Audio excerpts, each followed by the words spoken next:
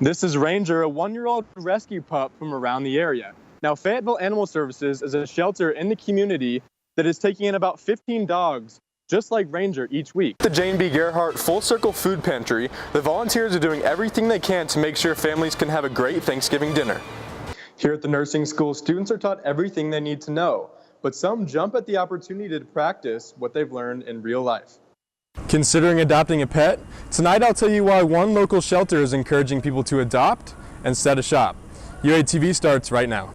Whether you're in support of guns or not, the revised campus carry laws are changing, and the people here at the University of Arkansas will be affected.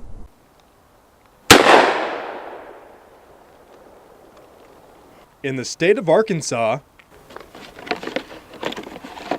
people such as Jonesboro native Clayton Bridger love their guns. I believe a concealed carry on campus could help the lives of more people. Growing up in a family who hunted every weekend, Bridger was always around guns. He says that when it comes to concealed carry on campus, it's something that is necessary with the recent mass shootings happening all around the United States. I really feel like it's a safe method, like not really an alternative, but just like an additional method to like safety on campus. In early October, the Arkansas State Police revised the concealed carry law that was already in place. It's called Enhanced Carry, and it will upgrade the basic concealed carry license. It will require an additional 8 hours of training as well as an accuracy test that permit holders must receive a score of 70% on to pass. The Arkansas State Police Department says permit holders will also train for handling mass shootings. While some people are for the new campus carry laws, others are not. University of Arkansas professor Dr. William McComas says he doesn't see what the law is trying to solve. It seems to be a solution for a problem that doesn't, in my mind, exist. Dr. McComas says that his right to deny support for concealed carry on campus should mean something. I think my right to feel safe in my environment supersedes anyone's right to carry a gun around. For anyone to receive the enhanced permit, they must be 21 years of age, and if you're on campus, places like the residence halls, the athletic facility, and the Pat Walker Health Center are all places where you cannot have your weapon. Live on campus, Austin Baker, UATV News. Here at the Veterans Resource and Information System Center on campus behind me, people come here that suffer from PTSD. Now, one local organization in Fayetteville is helping to fight the same. Out past the hustle and bustle of a busy Fayetteville highway lies a little piece of land where the flag is always flying high. This is where you'll find Soldiers on Service Dogs, an organization started to help veterans cope with post-traumatic stress disorder as well as traumatic brain injury. My daughter married a Marine who went to Afghanistan and was blown up. Pratt says that when she learned that these veterans needed help, she came up with an organization that would help veterans within the bond between man and man's best friend. We say that PTSD and traumatic brain injury are invisible injuries, but they're invisible to you and I. They're not invisible to the dog. Pratt says that the work being done at Soldiers on Service Dogs is hardly considered work. She says that what's happening here is truly one of a kind. I've seen a miracle. And it didn't happen to me, but witnessing a miracle, it's almost as good as having a miracle yourself. The organization trains not only their dogs, but veterans as well, in order to establish a one-of-a-kind bond between the veteran and their new friend. Anytime I say her name is Suey. So if I say Suey, hopefully she'll make eye contact with me. This is one of the things that we work on in distracting environments, is them, when they hear their name, to make eye contact and to contact with the person that they're needing to assist and help. In just a few months, Suey will get to go home to a veteran who needs her.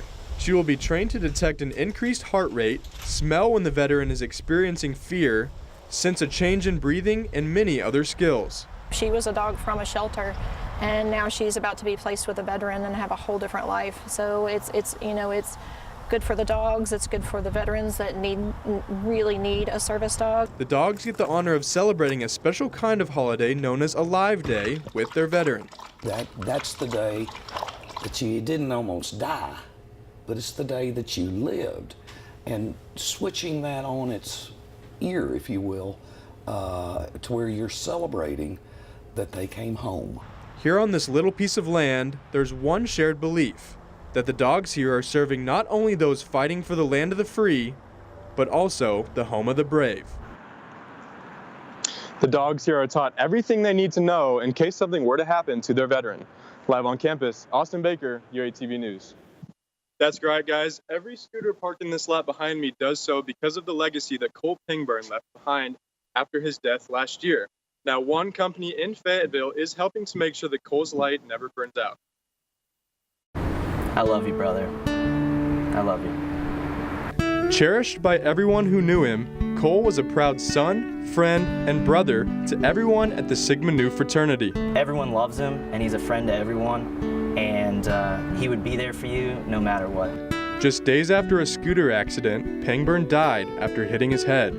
To honor his memory and to keep others safe, ASG created a legislation requiring scooter drivers to pass a safety course before getting a permit.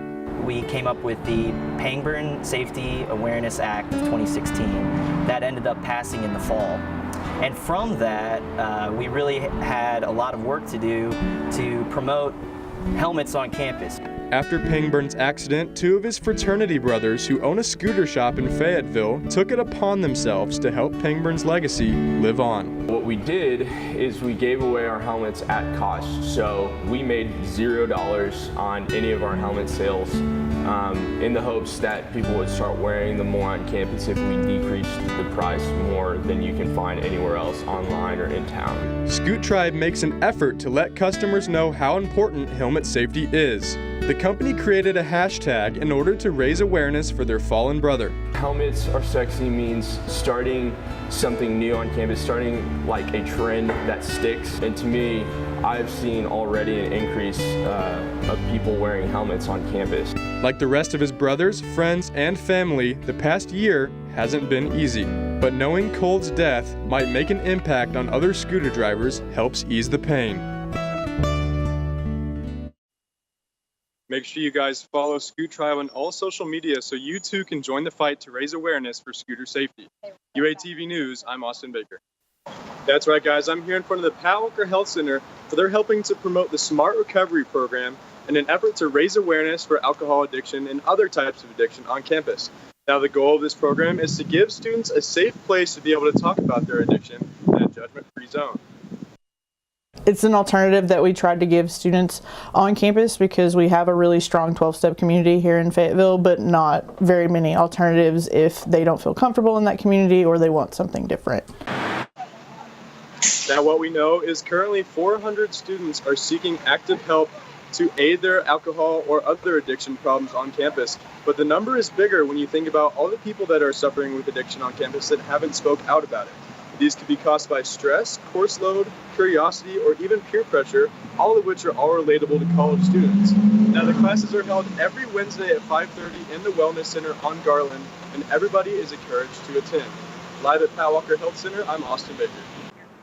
Hurricane Maria made landfall on September 20th in Puerto Rico as a Category 4 storm with winds up to 155 miles an hour.